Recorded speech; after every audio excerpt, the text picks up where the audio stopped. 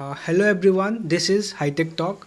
So in this video I will tell you how to use Disney filter in your Instagram stories and also much more filters in your Instagram stories. So for that, this is my Instagram account. If you like, you can follow me over there. This is a couple page.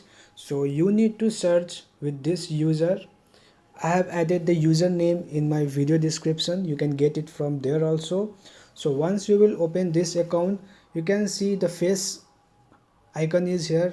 Just go on this one and select a first. So here you can see the first one. You need to click on this one, and to use this filter you need to click on try it. So once you will open, it will open in this way and you need to press on.